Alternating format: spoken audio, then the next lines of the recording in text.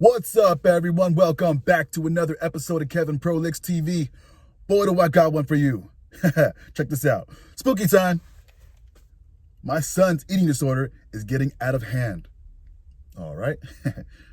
The first time I noticed my son Theo was different was when I caught him eating a dead bird he found in our backyard.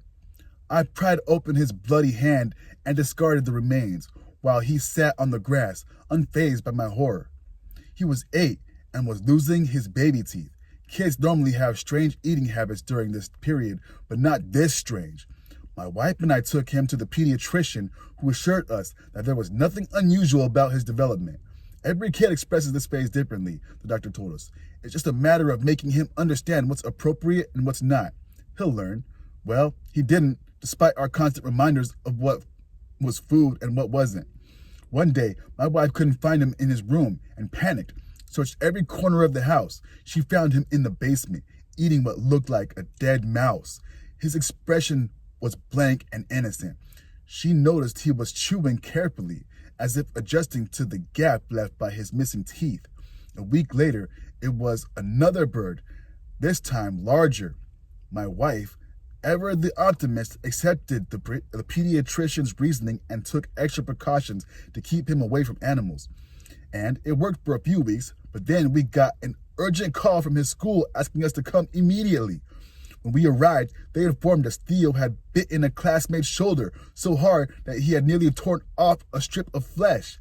To make matters worse, as the injured child was rushed to the infirmary, Theo remained motionless in his chair, indifferent, licking the blood from his hands. He got suspended until the school knew what to do. This incident left no doubt in my mind. Something was truly wrong with him. My wife, now in tears, and I took him straight from school to a series of medical evaluations, from psychiatrist to neurologist. We needed to find out why he was doing these things. I even called the adoption agency that had placed him with us to check his file had any listed conditions, but strangely, the number kept returning as non-existent. We stayed at the hospital until late at night, with many of the test results expected the following day. Back home, we didn't even know what to say to Theo. Should he be grounded, lectured, medicated? We had no idea. In his room, he went to play with his toy cars, appearing every bit the perfect little angel, unaware of any harm caused. His mother made him dinner and put him to bed, and even though he barely ate, his actions seemed just like the sweet and well-mannered boy he had always been. The next morning, I needed to get something done at work, agreeing with my wife that I would return as early as possible to help with Theo. But as I was driving, I got a call from one of the doctors who had examined him the day before. Sorry to call you so abruptly. Can you talk now? He asked, with his voice sounding concerned. I pulled over and said that I could. I just sent you an email with the x-ray we took of Theo's face yesterday, and we found something very peculiar. Can you open it? On speakerphone, I opened the file on my phone and scrolled through a few images, not quite understanding what I was seeing. Look at the second image, he instructed, revealing an x-ray of my son's teeth. He explained most of them were embedded deep in his gums, unseen from the outside. Normal for a child losing baby teeth, except they were far larger than they should be.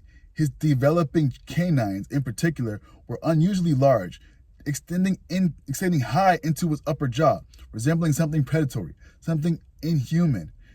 You should bring him here now, the doctor warned. I've gathered several specialists to understand what this is. We've never seen anything like it.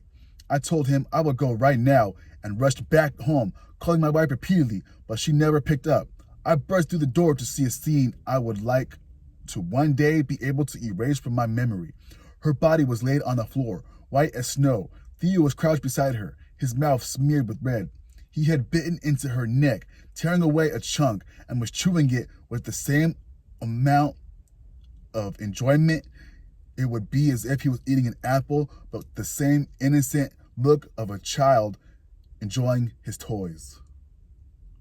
Whoa. Hey, yo, that's some crazy stuff. It sounds like you got a werewolf on your hands, buddy. Anyway, I hope you like this little short story. If you like stories like this, make sure you let me know. Like, comment, subscribe, and share, and I'll catch you on the next one.